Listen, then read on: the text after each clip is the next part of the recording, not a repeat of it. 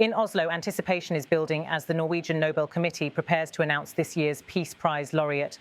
The city's crisp autumn air carries the weight of global expectations, yet one name, that of former United States President Donald Trump, is dominating headlines, not for his chances of winning, but for the controversy surrounding his nomination.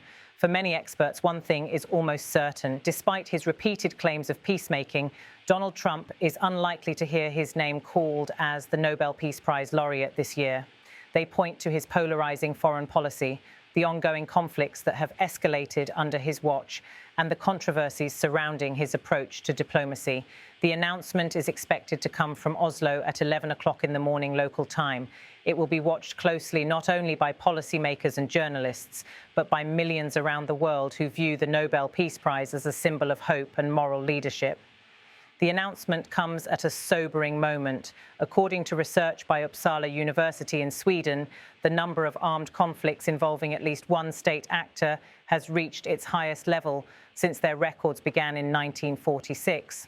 It is against this turbulent backdrop that the committee must choose a laureate who embodies the principles of peace. President Trump has long argued that he deserves the Peace Prize. He often cites his claimed success in helping to resolve conflicts, at one point boasting that he had resolved 8 conflicts during his presidency.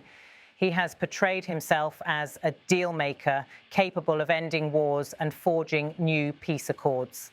His supporters highlight his administration's role in brokering a truce plan between Hamas and the Israeli government in Egypt, presenting it as evidence of his determination to establish peace in one of the world's most intractable conflicts.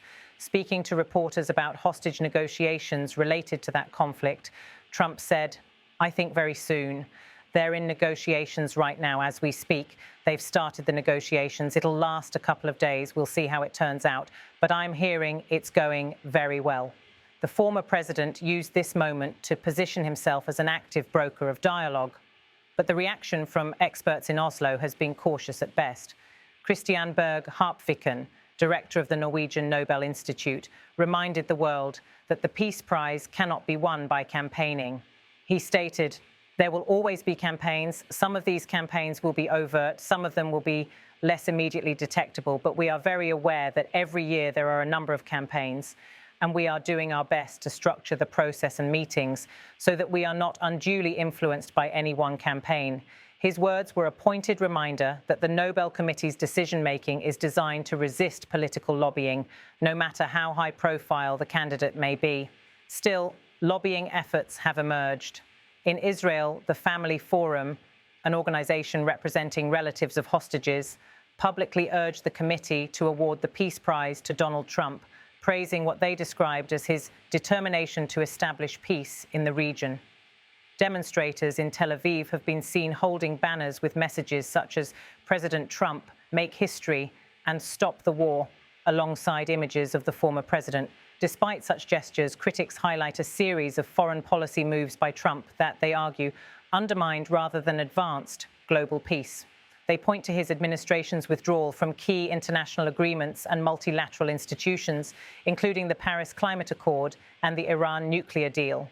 They also cite his aggressive stance in trade disputes, which often targeted America's own allies, and his America First approach that critics believe weakened cooperative global responses to crises. In domestic matters, Trump frequently emphasized security and law and order. When asked about the potential use of the Insurrection Act, he said, "I'd do it if it was necessary. So far, it hasn't been necessary, but we have an Insurrection Act for a reason. If I had to enact it, I'd do that.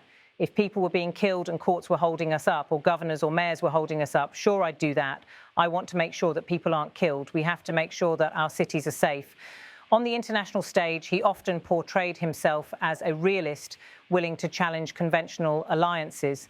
Speaking about the war in Ukraine, he described Russia's actions as disgusting, but blamed his successor for the ongoing conflict, saying, "This is Biden's war, it's not my war. But I said, if I get in, I'll try and get the thing stopped. It's a disgrace." He claimed that under his leadership, NATO paid the United States for supplies such as ammunition and missiles, asserting that his approach saved American taxpayers money. Yet for the Nobel Committee, speeches and rhetoric are not enough. The focus has always been on tangible contributions to the advancement of peace. This view was echoed by Karim Haggag, director of the Stockholm International Peace Research Institute. He observed, President Trump has made no secret of his view that he is deserving of a Nobel Peace Prize, most recently in the context of his speech at the United Nations. Clearly, the Trump administration has made a high priority its desire to play a very prominent peacemaking role. That's been certainly clear in Ukraine. It's been certainly clear in Gaza, maybe in other contexts as well. I think the Nobel Committee should assess whether there have been clear examples of success in that peacemaking effort. Clearly, there is already a lot of controversy around the suggestion of giving the award to President Trump. Haggag's remarks reflect a widely held sentiment among analysts that awarding the prize to Trump would be highly contentious, given the mixed legacy of his foreign policy and the limited evidence of lasting conflict resolution. Over the decades, the Nobel Peace Prize has honoured individuals and organisations whose work has demonstrably reduced conflict or advanced reconciliation, from Martin Luther King Jr. to Nelson Mandela, and more recently, former US President Barack Obama. For many observers, the essence of the prize lies not in political theatrics, but in verifiable progress toward peace. The current geopolitical landscape is fraught with challenges. Conflicts rage in Ukraine, the Middle East, and across Africa. Civilian suffering has reached devastating levels, with millions displaced from their homes. Against this grim backdrop, the decision to select a laureate carries profound symbolic weight. Awarding the prize to a sitting or former head of state with a deeply polarizing record could, some argue, risk undermining the prize's credibility. Supporters of Trump counter that his efforts in certain peace talks, such as facilitating dialogue in Gaza, deserve recognition. They point to his willingness to challenge entrenched diplomatic norms and claim that his transactional style brought parties to the table who otherwise might have refused to engage. Critics, however, see a different picture, a leader whose policies often deepen divisions, prioritise national interests over global cooperation, and at times sideline the very international institutions designed to maintain peace. As the Nobel Committee deliberates, it must weigh these contrasting narratives. The question at hand is whether the prize should reward attempts at peacemaking or proven lasting achievements. This is particularly relevant in a year when 338 individuals and organisations have been nominated, a diverse field that includes humanitarian workers, civil society leaders, and advocates for human rights and conflict resolution. The committee's choice will send a clear message about what kind of leadership the world needs at a time of deepening geopolitical rivalries and humanitarian crises.